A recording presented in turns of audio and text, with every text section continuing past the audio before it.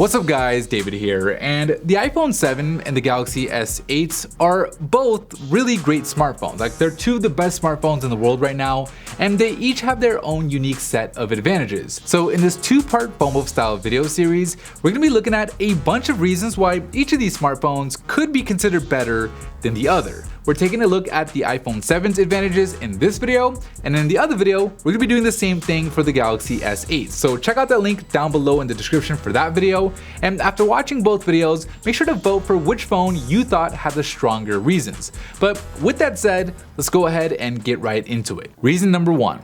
Dual cameras. On the iPhone 7 Plus, there's not one, but two cameras on the back. The first is your normal shooter, which is great, but honestly, it's not too different from the one on the Galaxy S8. But it's that second camera that makes the iPhone 7 special, because it has a telephoto lens that allows for 2x optical zoom, meaning you won't lose image quality when you zoom in like you do with the digital zoom on the S8, and the dual cameras also allow for portrait mode, which automatically gives your photos a nice little depth effect like it does on DSLRs. 2. Metal back. I don't think this one requires too much explaining, but the metal back on the iPhone is going to be a lot more resistant to drops than the glass back on the S8. And bonus, it's nowhere near as much of a fingerprint magnet. 3.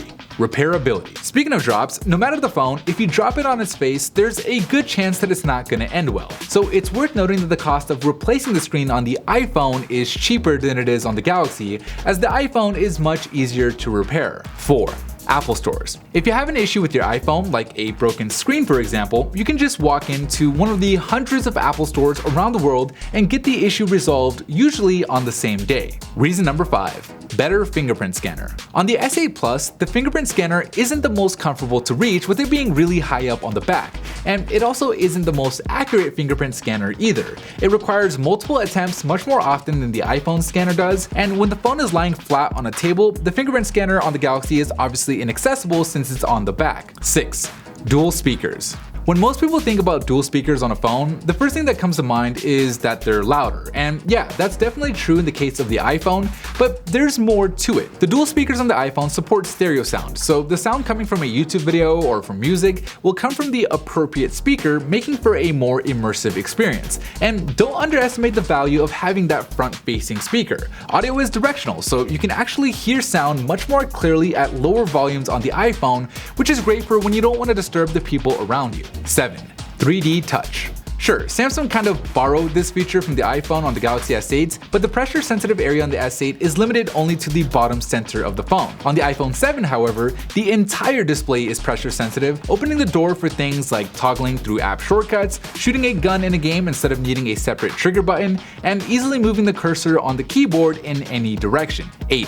Taptic engine. Most phones have some sort of vibration motor, but the one on the iPhone 7 is different. It offers a whole new range of frequencies, making things like clicking the solid state home button feel like it's actually clicking in, which is way different from the more vibrating feel you get on the S8's home button. And the Taptic engine is also supported system-wide, and it's open to developers, which allows for things like being able to feel a list scroll, kind of like a padlock, and they can even distinguish between different actions in games. 9. Better app experience. So it's no secret that app developers prioritize for iOS, which results in not only a lot of apps and app updates coming to iOS first, but apps also seem to generally run better on the iPhone, especially when you're talking about the less popular apps from smaller developers. Reason number 10.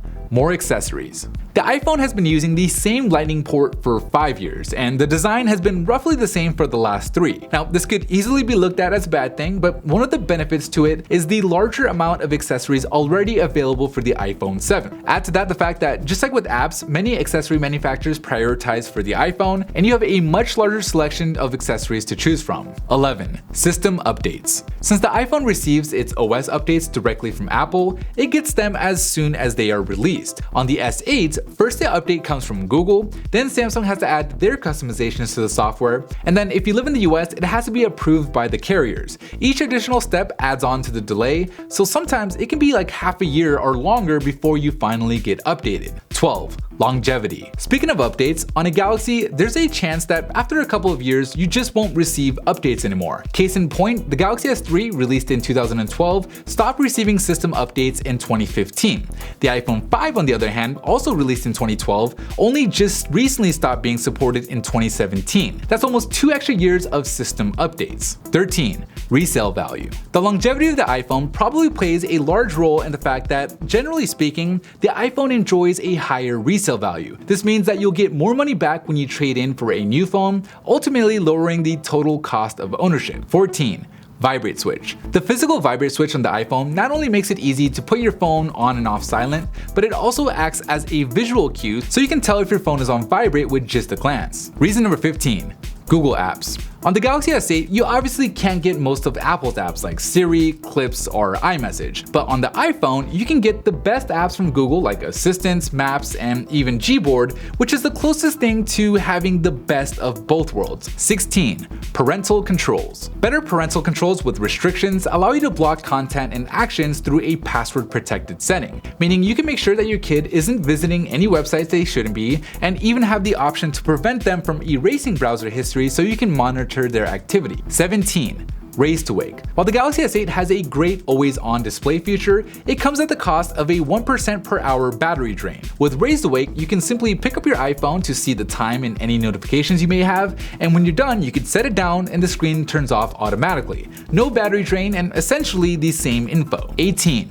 Performance. When it comes to performance, don't believe the spec sheet. The iPhone 7 beats the Galaxy S8 in the performance metrics that matter, including how long it takes to open up applications and whether or not those applications will be ready for you later on in the background. This not only saves you time and frustration throughout the day, but it can also help your phone last you longer since phones do tend to slow down over time. 19. App suggestions. If you often use an app at a specific time or location, the iPhone 7 will eventually start picking up on your habit and start recommending that app automatically. So if you often play a game during your lunch break at work, sooner or later you'll start seeing that game being suggested to you on things like the lock screen and the recent screen, which is pretty cool. Reason number 20.